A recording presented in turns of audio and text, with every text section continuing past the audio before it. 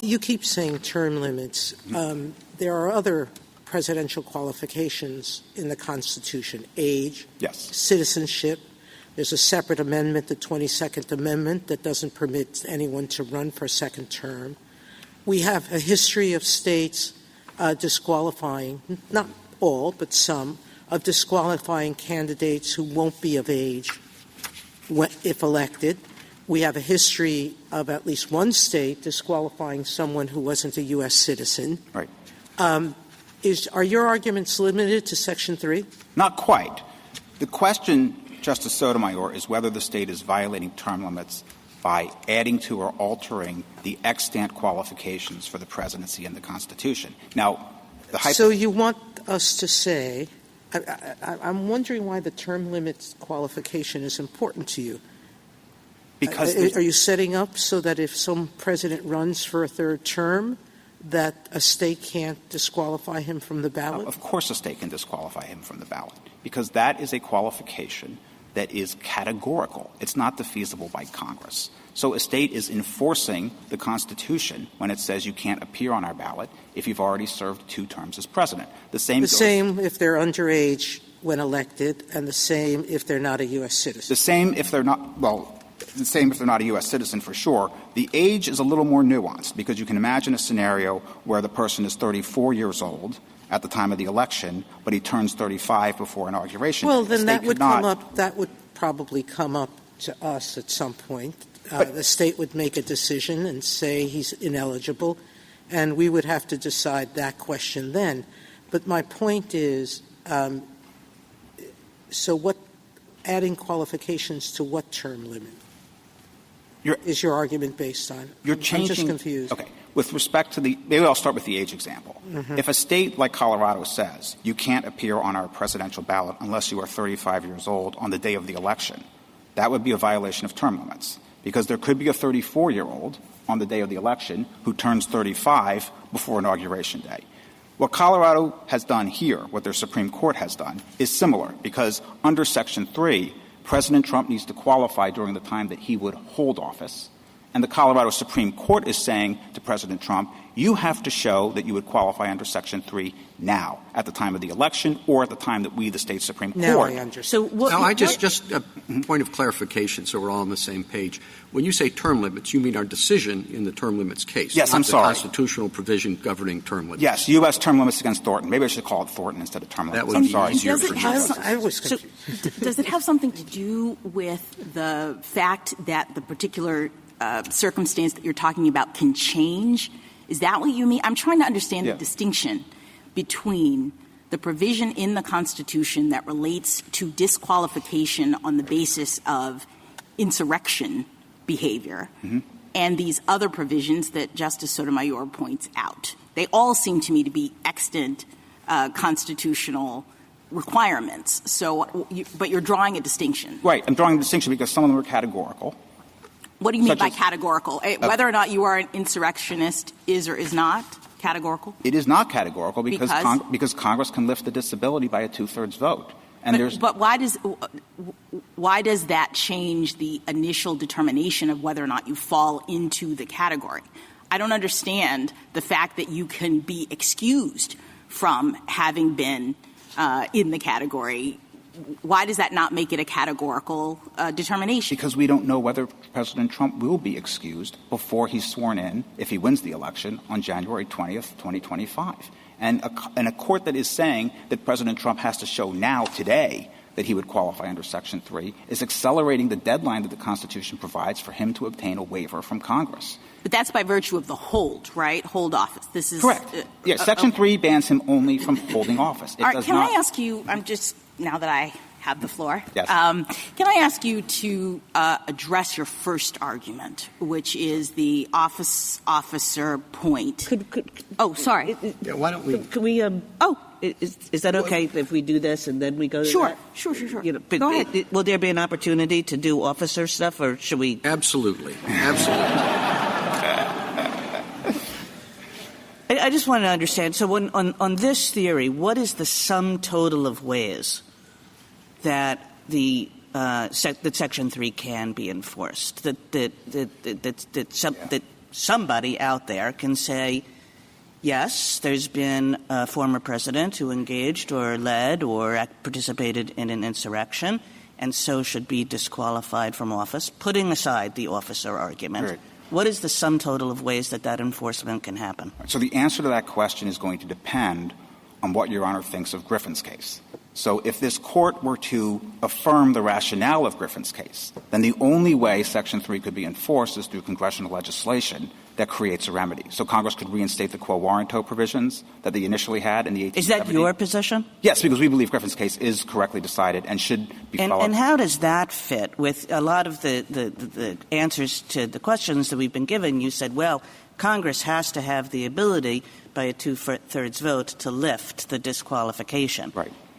But so, too, I would think that provision would be in some tension with what you just said. There is because if Congress has the ability to lift the vote by a 2/3 majority, then surely it can't be right that one house of Congress can do the exact same thing by a simple majority. Yeah, there certainly is some tension, Justice Kagan, and some commentators have pointed this out. Professor Bode and Professor Paulson criticized Griffin's Then I case must very be sharply. right. Well, we don't think this problem is fatal because to us the 2/3 provision that allows Congress to lift a disability is something akin to a pardon power, where Congress, through enforcement legislation, creates a mechanism by which the insurrectionist issue is to be determined by some entity. It could be the legislature. In the case of an elected member of Congress, each house has the ability to judge the qualifications of their members. Or if it's outside the situation of Congress, it would be whatever Congress enacts. So when it was the writs of quo warranto, each federal prosecutor had the authority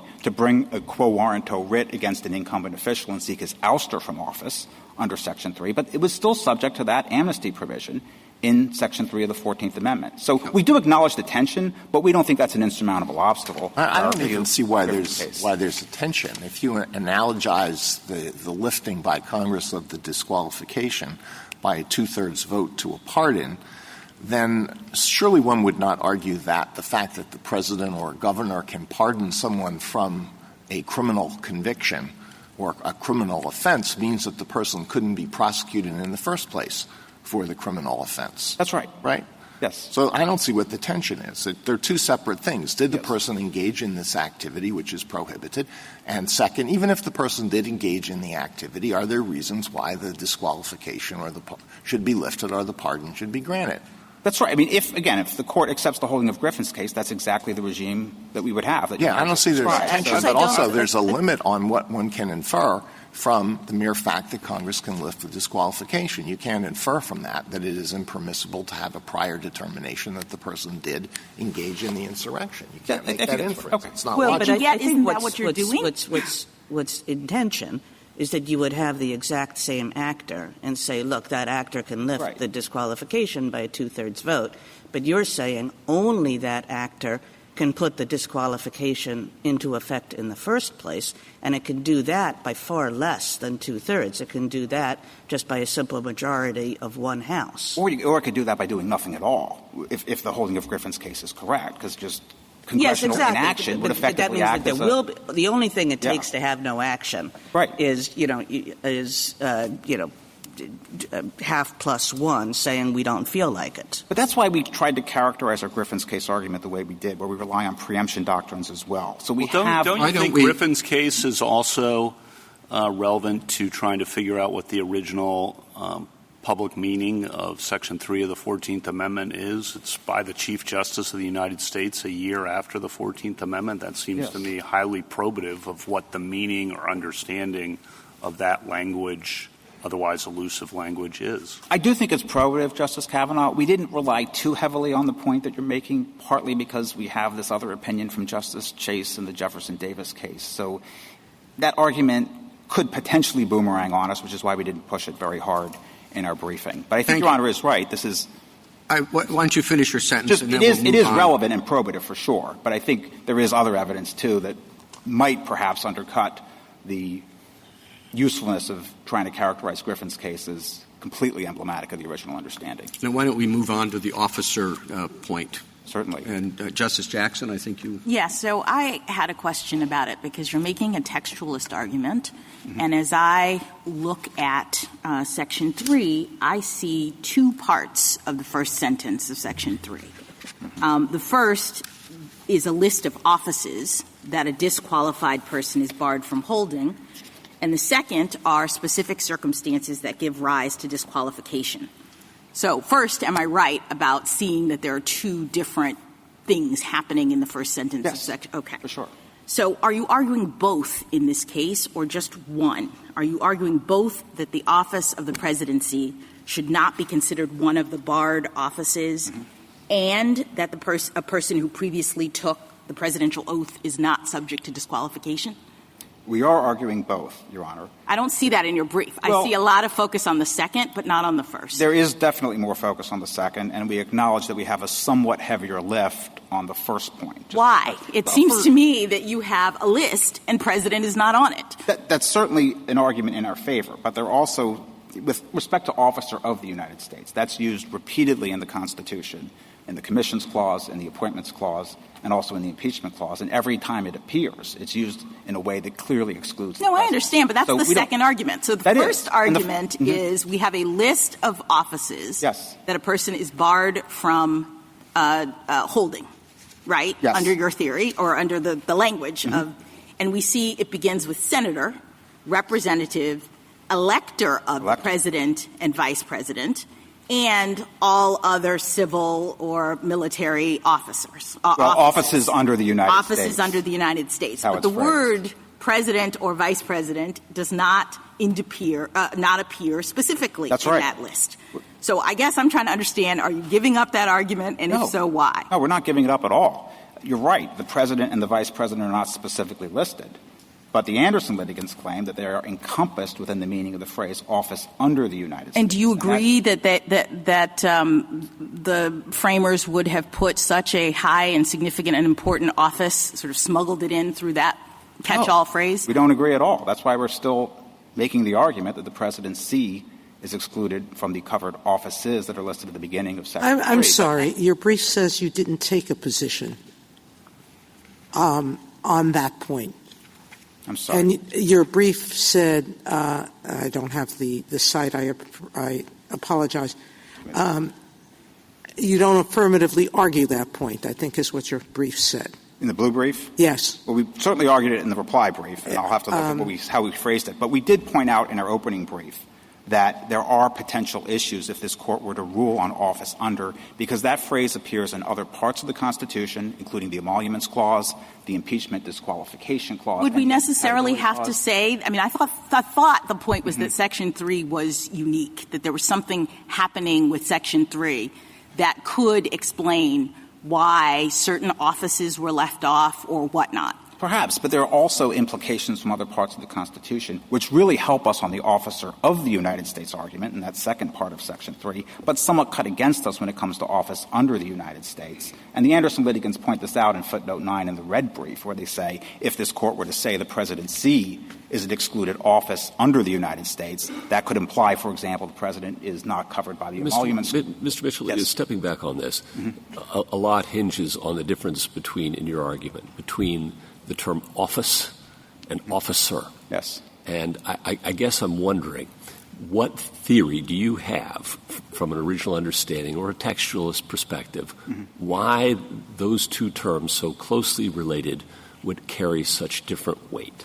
Because it's clear from the constitutional text that there are officers that do not hold offices under the United States. For example, the Speaker of the House and the President pro tempore, they're described as officers in Article 1 who are chosen by the legislature. They also have to be officers if they're able to be covered by the Presidential Succession Act, because under the Constitution, only officers can serve when there's a vacancy in both the presidency and the vice presidency. So they're officers, but they're not offices under the United States because of the Incompatibility Clause, which says that if you're a member of Congress, you cannot simultaneously hold an office under the United States. So that provision of the Constitution clearly demonstrates that members of Congress can't hold offices. I appreciate that response. Is there anything in the original drafting history discussion that you think illuminates why that distinction would carry such profound weight? Not of which we're aware. So these are textual inferences that we're drawing from constitutional structure, intratextualist analysis. Yeah. But we aren't relying necessarily on the thought processes of the people who drafted these provisions because they're unknowable, but even if they were knowable, we're not sure they would be relevant in any event because this language, especially in Section 3, was enacted as a compromise. There were certainly radical Republicans who wanted to go much further. If you look at some of the earlier drafts that were proposed, some people wanted to ban all insurrectionists from holding office, regardless of whether they previously swore an oath. Some people wanted to go further and ban them even from voting. Thank you.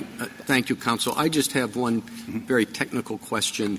The statute in 1870, if it were still in effect, would require you to modify your arguments slightly.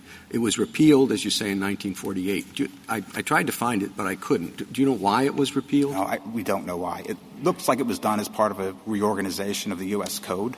So it doesn't appear there was any policy motivation behind that decision. I think a lot of things got repealed during this 1948 decisions that were made. Okay. Justice Thomas, anything further? Justice Alito? Is there any history of states using Section 3 as a way to bar federal office holders? Not that I'm aware, Justice Alito, because of Griffin's case. I mean, Griffin's case has been the law. I shouldn't say that it's been the law because it was just a circuit court decision, but that has been the settled understanding of Section 3 since 1870 when it was decided. Thank you. Justice Sotomayor? I just want to pin down your principal argument on Section 3. You argue that even though the president may or may not qualify, presidency may or may not qualify as an office under the United States, your principal argument is that the president is not an officer of the United States, correct? Yeah, I would say it a little more forcefully than what Your Honor just described. We believe the presidency is excluded from office under the United States, but the argument we have that he's excluded the president as an officer of the United States is the stronger of the two textually and has fewer implications for other constitutions. Bit of a gerrymandered rule, isn't it, designed to benefit only your client? I certainly wouldn't call it gerrymander. That implies nefarious intent. Well, you didn't make it up. I know some scholars have been discussing it, but just so we're clear, under that reading, only the petitioner is disqualified because virtually every other president except Washington has taken an oath to support the Constitution, correct? That's right. Every president, to our knowledge, every other president. John Adams might also be excluded because he took the oath as a vice president, which is not an officer. But yes, President Biden would certainly be covered. He took the oath as a member of Congress, and that's true of every previous president. Would that be true if we were to hold more narrowly in a reversal that it's not Section 3 that's at issue, but Thornton and others as to whether Section 3 can be enforced by states against the president? That would extend to every presidential candidate, not exactly, just our client. Not just That's to correct. yours. Yes. Okay. Thank you. Justice Kagan? And if I could just understand, I mean, given that you say you don't have a lot of evidence that the founding or the generation that we're looking at is really thinking about office versus officer of the United States. I mean, it would suggest that we should ask, is that a sensible one? You know, if they had thought about it, what reason would they have given for that rule? And it does seem as though there's no particular reason, and you can think of lots of reasons for the contrary, right, to say that the only people who have engaged in insurrection who are not disqualified from office are presidents who have not held high office before. Why would that rule exist? I don't think there is a good rationale, given that this was compromise legislation. And sometimes this happens with statutory compromises and even constitutional compromises. There's an agreed-upon set of words that can pass both houses of Congress. But different legislators may have had goals and motivations. They didn't all get their way. In a compromise, everyone goes away miserable. But this was the text that was settled upon. And it does seem odd that President Trump would fall through the cracks, in a sense. But if officer of the United States means appointed officials, there's just no way he can be covered under Section 3. The Court would have to reject our officer argument to get to that point. And is there any better reason, if you go to the office argument that Justice Jackson was suggesting, is there any better reason for saying that an insurrectionist cannot hold the whole panoply of offices in the United States, but we're perfectly fine with that insurrectionist being president? I think that's an even tougher argument for us to make as a policy matter, because one would think of all offices, the presidency would be the one you'd want to keep out the Confederate insurrectionists. That's the commander-in-chief of the Army. So, again, that's why we're leaning more on the officer of argument than the office under. We're not conceding office under, but we definitely have the stronger textual case and structural case on officer of the United States. Thank you. Thanks.